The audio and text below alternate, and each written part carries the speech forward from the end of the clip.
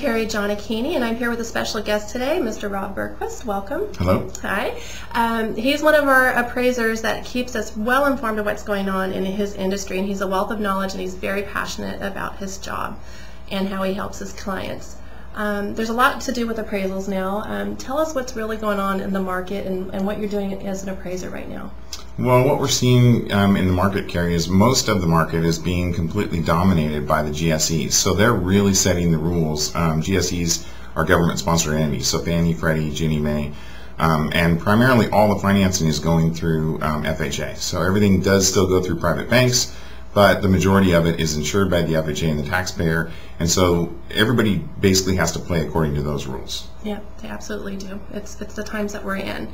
You're also part of the Appraisal Institute. Why is that an important resource, and why are you so passionate about that? Well, the Appraisal Institute is important because the Appraisal Institute's sole mission is to educate appraisers, other people in the industry, as far as valuation goes. They cover a wide range of topics, as well, financial as well as political.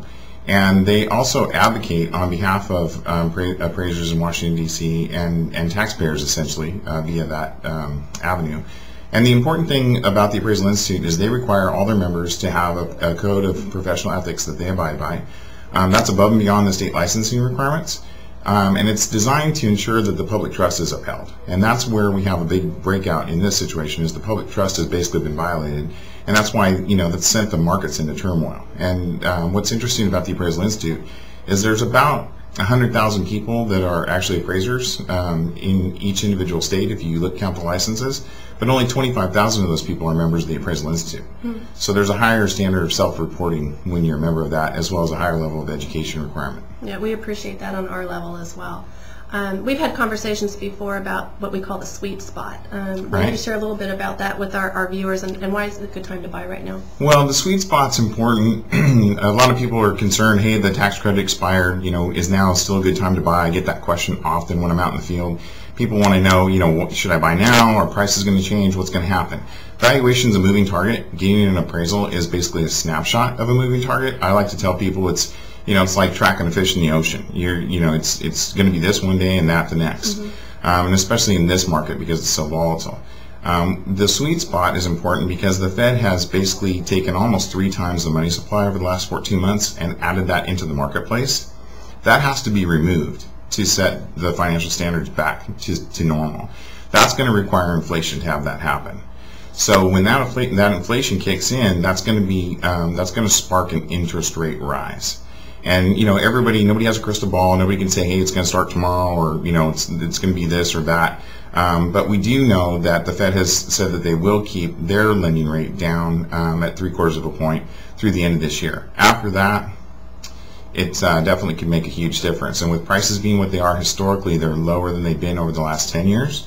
So if you couple the currently low available interest rates with the low median values up and down the Central Valley markets and in California mainly as a whole, that gives people an opportunity to still get into a home, have it be affordable, and if it's a good time for them to buy, if they're not concerned about their job, or if they're looking to pick up an investment property because they have cash and they're concerned about putting it in the market and they want to have a hard asset that they can invest that in, then right now is an excellent time for those people to take advantage of that. That's the sweet spot. That's the sweet spot. And for those who are interested in possibly even getting an appraisal prior to listing a seller, I think that's a great idea.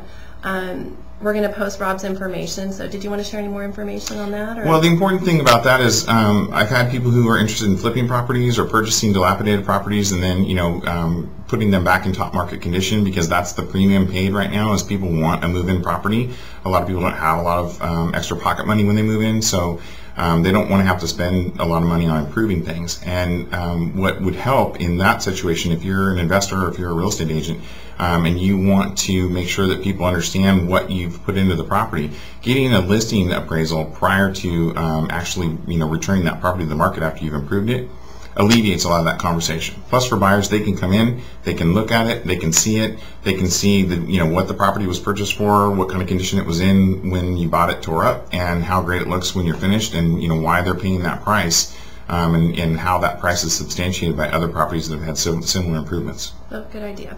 So, well, thank you, Rob, for your time today. I appreciate it. And again, we're going to list Rob's contact information, so if you need assistance with an appraisal, he'll do a fine job for you. So, thank you. Thanks.